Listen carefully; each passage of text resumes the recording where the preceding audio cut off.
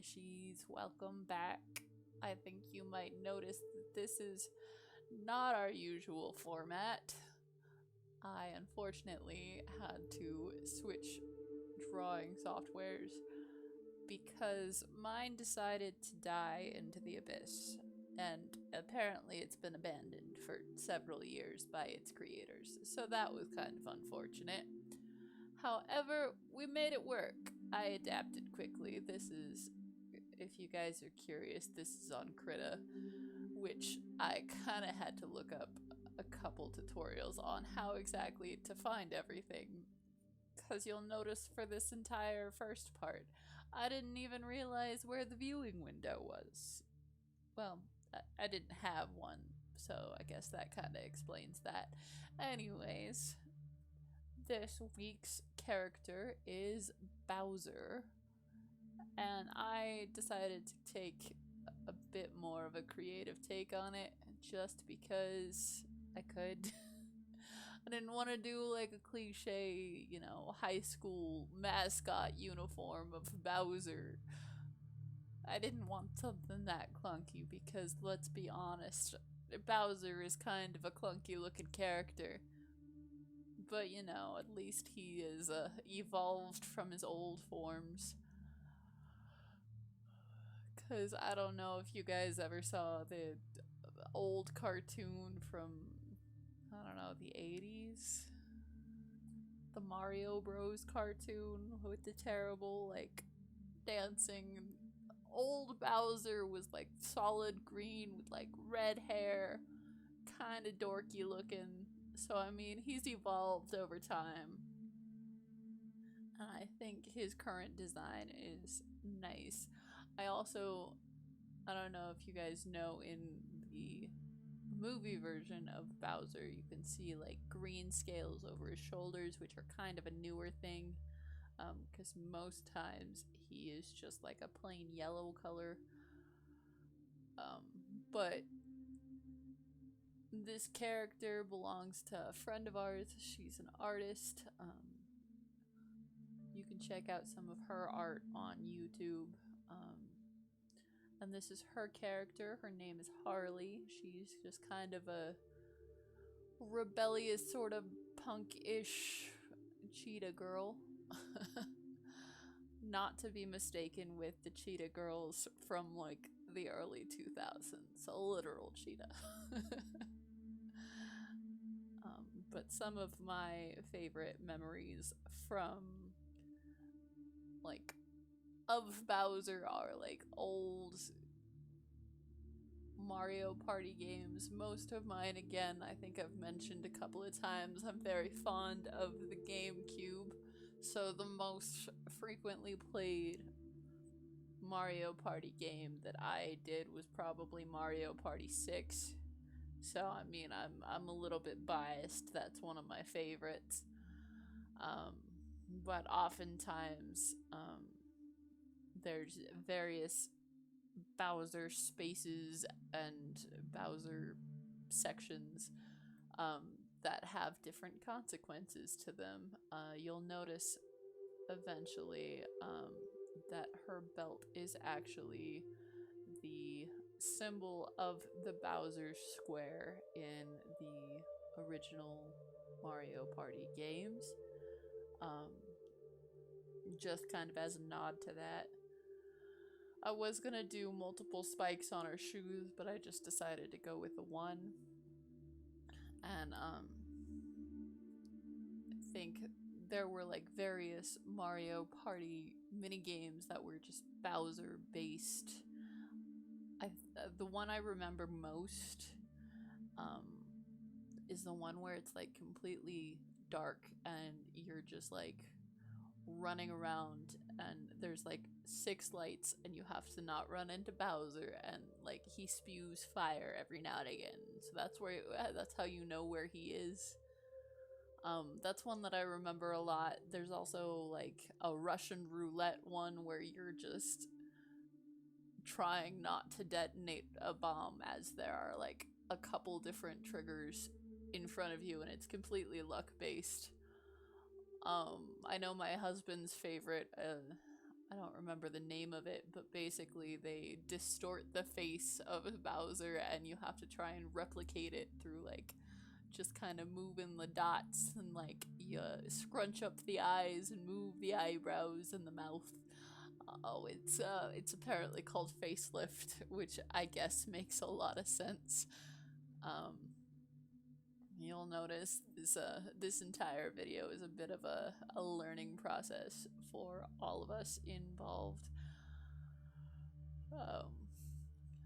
Because we did have a little bit of help from the owner of this character. She helped with, you'll see the spot patterns on the character a bit later. But yeah, I also find it kind of fun, the various Bowser squares also have like the turning dial where they, you know, list the possible consequences. One of which being Bowser gives you 100 stars, which unfortunately does not actually happen. However, if you do land on that space, you'll just get a very awkward Bowser that kind of runs away after he gives you nothing. A lot of the GameCube versions of Mario Party's Bowser usually had him as a counterpart to Donkey Kong, and so you would like switch out between Donkey Kong and Bowser, and like Donkey Kong would give you stars and various minigames to like give you coins and such, and so like Bowser was the absolute opposite of Donkey Kong and would steal your stars or give you coins and various things like that.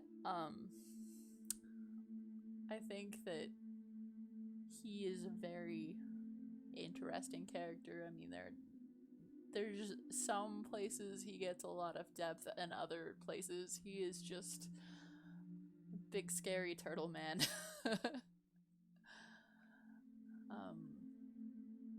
But I really enjoyed Jack Black's interpretation of Bowser. I was kind of surprised when they chose him to be our Bowser for the newer movie, but I mean, Chris Pratt was an interesting choice as well, so, you know. Both did very well, though. I think the Mario movie turned out great, and I hope there's more like it. And you know, I genuinely think that Peaches was just ad-libbed on the spot and thrown in there. We are going to have a slight teaser at the end of the video of what comes next week. Also, you'll notice on this, a couple recolorations are going to happen a little bit later, just because we can't read each other's mind, and I was at work when he was doing the coloring. But yeah, I think this one was a lot of fun, and I was happy to be able to find a new software program so quickly.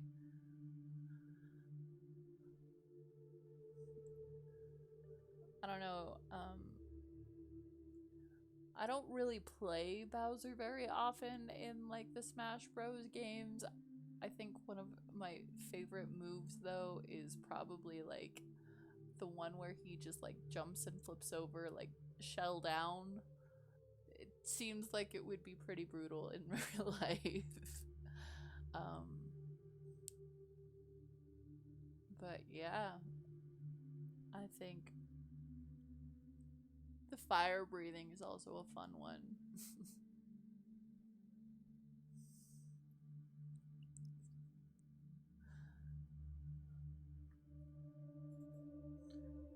Another thing that this was one of the original ideas for this specific costume was to go more the Bowsette route, which I don't know if you guys are super familiar with Bowsette. Basically, it's what would happen if you merged Peach and Bowser together. It exists because of this like crown that could be given to Toadette that would turn her into Peach, and someone was like, hey, what would happen if we threw that on Bowser?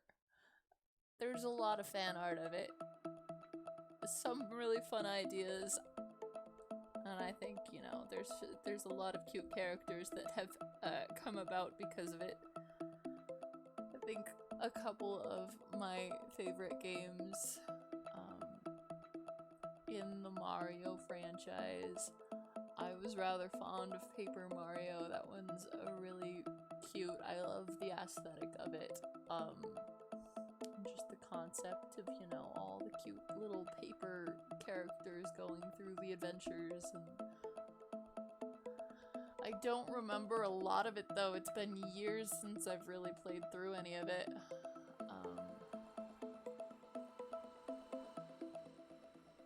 You'll notice at this point I finally figured out how to change my setup to have a navigation screen, and I was able to figure out how to do my filters.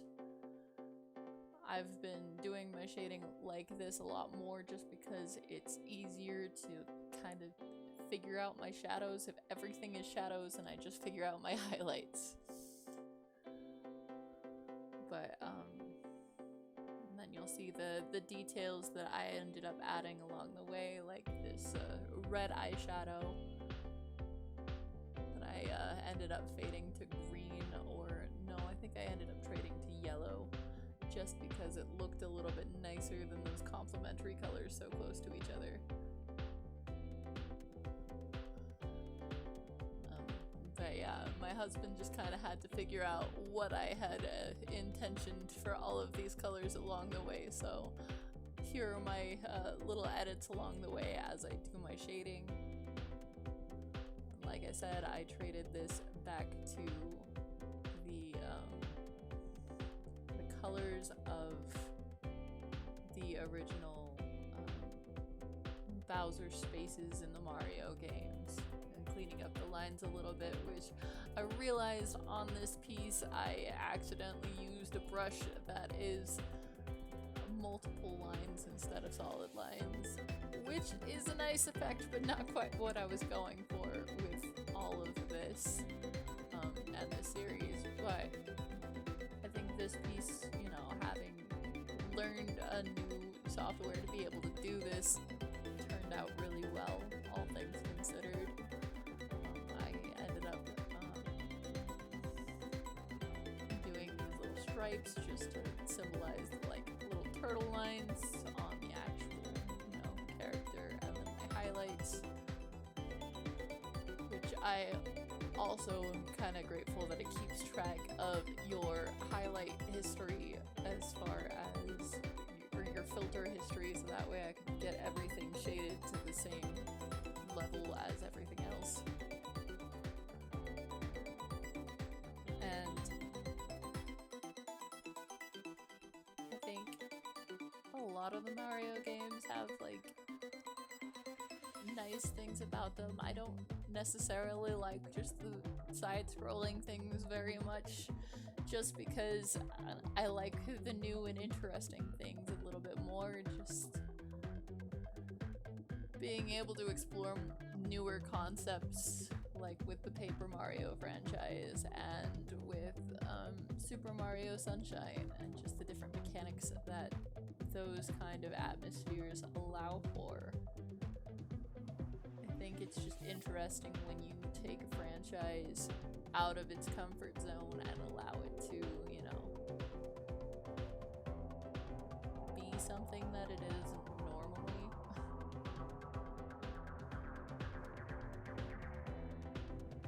I ended up, so you'll notice a little bit further down the line that I ended up bringing this jacket to a yellow,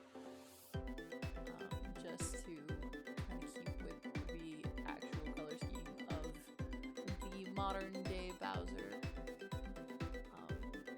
And then I figured out how to do a little bit of scaling with one of my pattern brushes over the shoulders, much like I said earlier, like the Jack Black kind of version of it. I'm just kind of gradienting that.